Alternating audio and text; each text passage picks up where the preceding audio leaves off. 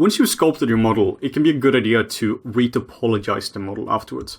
What this simply means is that you can take a model which has pretty rough topology, like this. We see here, this model here is obviously created from a sphere.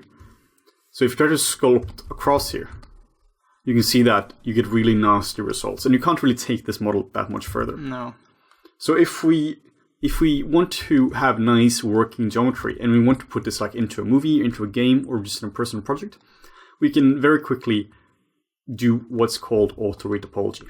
And putting new topology on your model is really just, you're optimizing the way you're using your polygons. Yeah, exactly. It's just making it way lighter. You can do retopology in a lot of manually in a lot of software such as Maya and Modo, but doing it automatically is awesome, because for such stuff like this, an automated way is pretty much perfect. Like, you won't be able to use zremesher for everything. Obviously, something like a face or a complicated creature, you might be able to use zremesher for parts of it, but you will still, the important areas, you probably have to do manual retopology by yourself. Yeah, exactly. And you find zremesher under Tool, Geometry, and zremesher.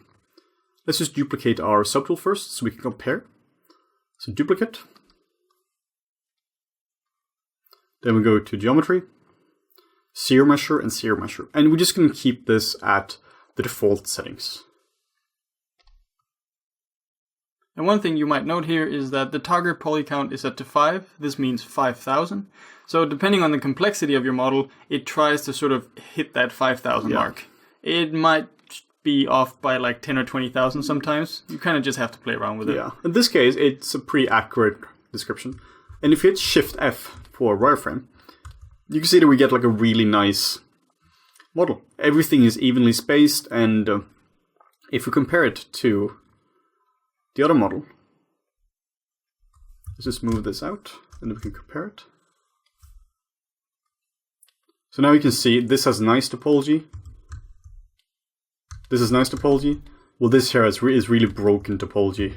Let's just bring it down so we can see. It's deceptively nice from the side. So this is nice and even. We can use this. We can UV map this. We can put this into a game engine. Well, this here is going to cause problems for everyone down the line. And you can see the sphere that we have now is subdivided many times more. Yeah. Whereas the zremeshed rock it almost retains all of the detail. Exactly. By being a fraction of the... If you subdivide it like once, we almost have the same sharpness. Yeah. So this is a great way of optimizing your model.